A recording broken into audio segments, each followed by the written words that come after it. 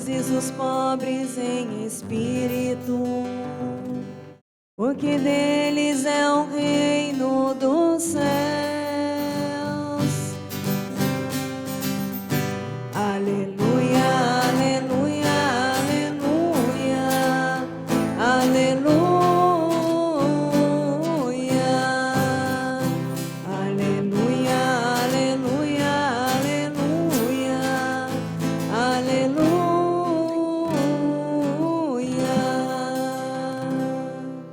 O Senhor esteja convosco. Ele está no meio de nós. Proclamação do Evangelho de Jesus Cristo segundo Marcos. Glória a vós, Senhor.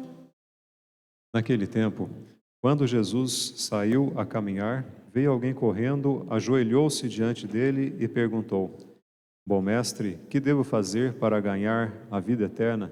Jesus disse: Por que me chamas de bom? Só Deus é bom e mais ninguém. Tu conheces os mandamentos: não matarás, não cometerás adultério, não roubarás, não levantarás falso testemunho, não prejudicarás a ninguém, honra teu pai e tua mãe. Ele respondeu: Mestre, tudo isso tenho observado desde a minha juventude. Jesus olhou para ele com amor e disse: Só uma coisa te falta. Vai, vende tudo o que tens e dá aos pobres, e terás um tesouro no céu.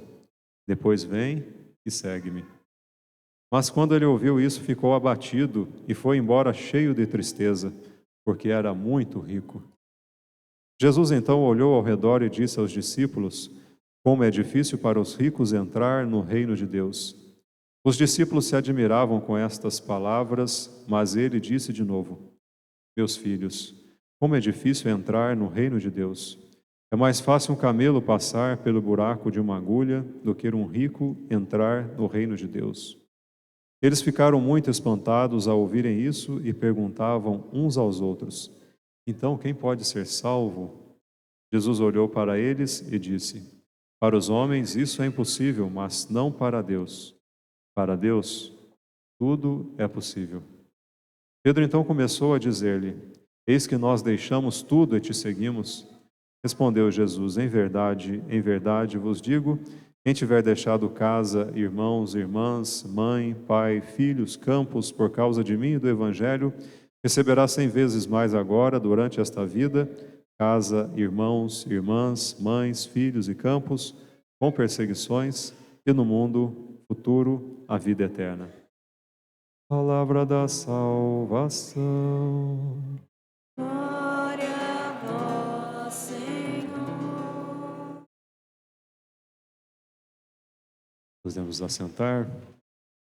Meus irmãos, nós ouvimos hoje o relato aqui no Evangelho de Marcos do jovem que procura Jesus, está muito interessado no caminho de Jesus, está muito interessado na proposta que Jesus tem feito, e a gente acompanha o relato, acompanha o passo a passo da leitura, e a gente acha que na hora que ele vai pisar com tudo no acelerador, seguindo a proposta de Jesus, vem e segue, e que ele vai, como fizeram Mateus, Pedro e outros discípulos, a gente se frustra junto com esse jovem, porque ele não pisa no acelerador, ele pisa no freio, ele dá uma real brecada, e não só breca, como também ele engata a marcha ré, vai embora, e os sentimentos que ficam para esse jovem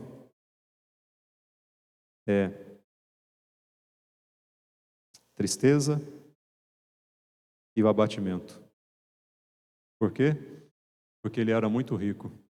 A gente hoje poderia falar sobre riqueza, poderia falar sobre o bom uso das riquezas, tantas coisas, mas vou comentar apenas sobre a sabedoria, que foi o que faltou a esse jovem de hoje.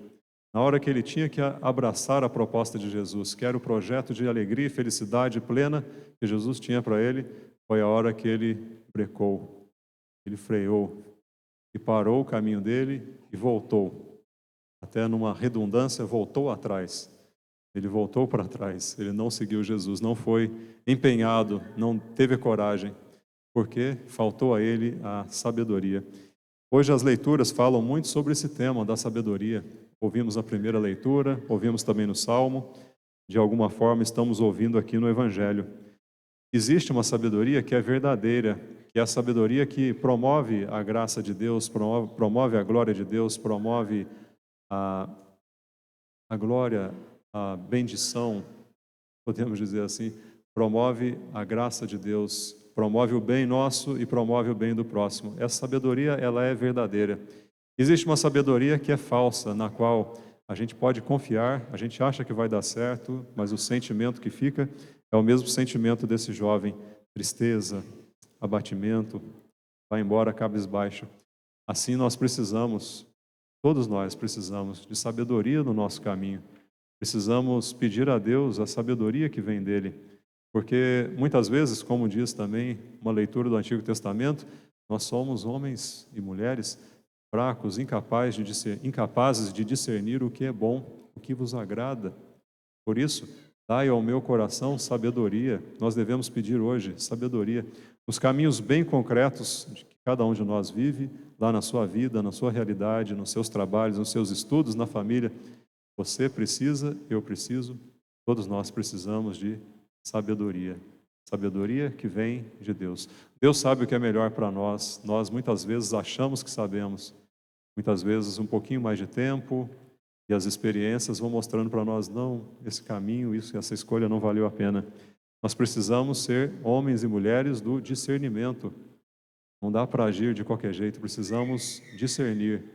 E o discernimento é como um cozido que nós fazemos, no qual a gente tem que deixar um pouco mais ali cozinhando, até dar o ponto certo. Assim também é o discernimento da nossa vida. Nós precisamos um pouco mais de tempo, precisamos de um fogo, hora mais forte, hora mais baixo, para que chegue o alimento no ponto certo. Também na nossa vida, as boas decisões, muitas vezes elas são cozinhadas, precisa de tempo, precisa de um pouco mais de espaço, precisa de um bom conselho para que a gente tome a decisão certa.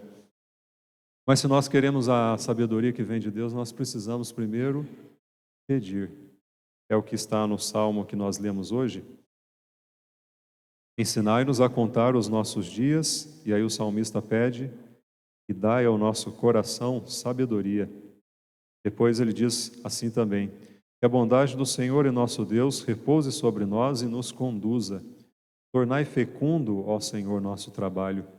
Quem não quer que a própria vida seja fecunda, cheia de frutos, cheia de graças? Mas para isso nós precisamos pedir a sabedoria que vem de Deus. São Tiago não está na liturgia de hoje, mas ele diz assim: se alguém de vós necessita de sabedoria, peça a Deus, que a todos dá livremente, com simplicidade e sem recriminação, e lhe será dada. Portanto, nós precisamos pedir a sabedoria de Deus. É um pedido que nós precisamos fazer e que agrada a Deus que agrada a Deus nós pedirmos, nós fazermos esse pedido. Quando pedimos a Deus sabedoria, Ele quer conceder a nós. É preciso pedir. Você já pediu sabedoria hoje?